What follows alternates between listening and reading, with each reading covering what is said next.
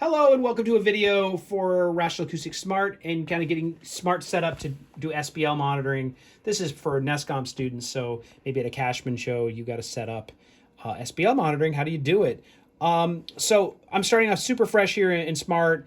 And there's no configuration created. You may have already tuned the system, so you may already have measurement mics set up and all that. So these steps will probably be skipped. We're going to create a new configuration here. It's pretty simple. I just need only one audio input for this measurement mic, so we're going to use the Octacapture as an input. I'm going to turn off all the other inputs except number one. You can see me talking there on the input, and we're going to hit close. And I'm going to make the screen bigger, although I'm not even going to mess with spectrum mode or transfer function mode. We're going to go right into SPL.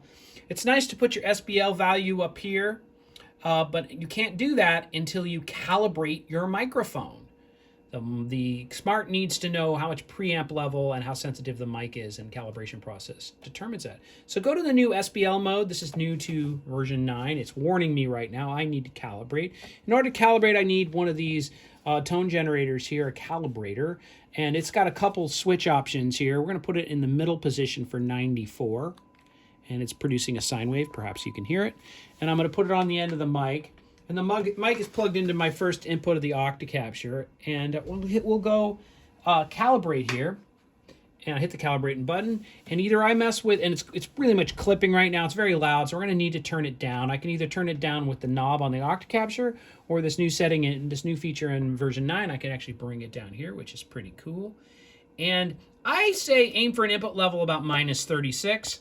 And a note about this is when you're doing transfer curves for system alignment, you want to have your input coming in around -12 to get good transfer curves. So this is considerably lower than when you're tuning the system. A lot of engineers will tune the system and then they'll recalibrate for SPL. And that's because the show is going to be quite a bit louder and you need that extra headroom. So if I do it about -36-ish on the meter here, I hit calibrate. It takes a moment. It analyzes that sine wave.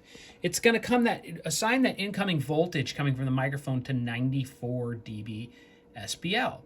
And when I click that, you can see the meters are working now, and it's telling me the offset. What that offset value really is where is this Smaart system going to clip?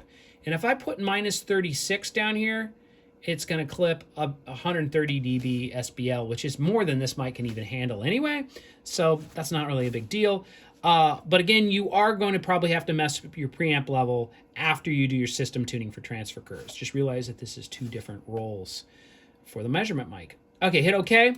I'm going to go back to real time and do my initial goal and try to get this SPL meter up here to work. Now it will give me some choices that I calibrated. Nope, it won't until I tell it to use the correct input 1 in this case.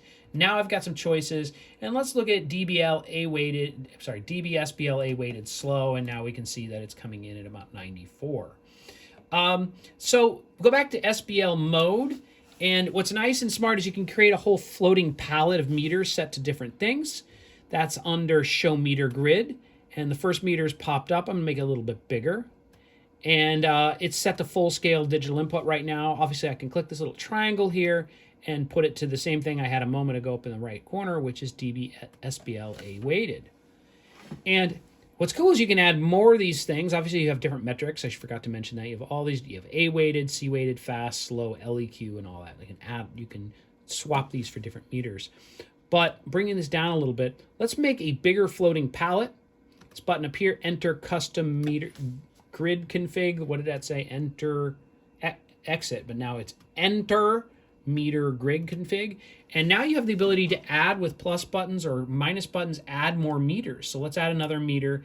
And this one, I don't know, you can put it to A-weighted, C-weighted, whatever. I'm going to put it to LEQ1. I'm sorry, LAEQ1.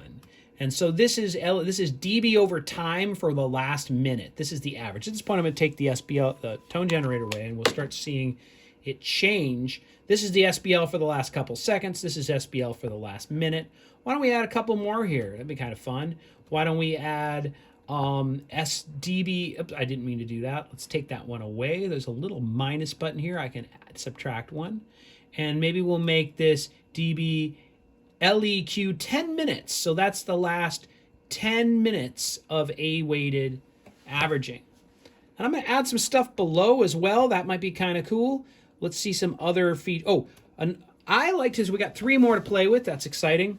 I like to actually set up a weighted average for my entire show, so I can know all the songs, breaks, and all of that, how loud it was.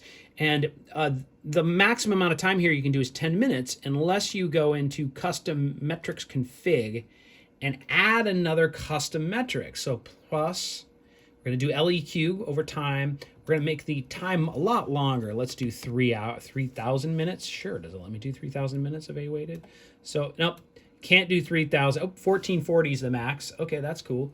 So that'll be our very long average. Close it. And now down here, I can set that LEQ 1440. And now this is going to be average out over a very long amount of time. 2 left to play with here. I recommend you bring up OSHA and NIOSH so you can become familiar with it. Exposure O and exposure N. These are how much of your daily dose of SPL have you experienced, or is this microphone experiencing? It's nice to know this over the course of a day in both OSHA and NIOSH standards. And NIOSH standards are far more conservative and probably more realistic for hearing loss. At this point, we can close this little metric here. Exit, and this is our little floating window, which we can always make bigger or smaller to float. It's really nice to have when you're mixing front of house, the last minute, the last couple seconds of the last minute, the last 10 minutes, the last 40 minutes, and of course the exposures.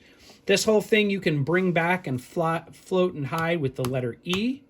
And one last thing, SPL thing that's kind of cool is use the logging feature, start logging, and it will record SPL here to a file on the computer that you can open up later on and analyze and edit. And so this is kind of good for loudness compliance and that sort of thing. So if I turn this back on to something really loud, I'll put it to 114 dB SPL and I'll stick it on the mic. It'll show you now it's seeing quite a bit more SPL over time. And we can always stop this log or export the log and do a whole lot of other things. All right, hope that helps out, get you ready for your show. Have a great day. Bye-bye.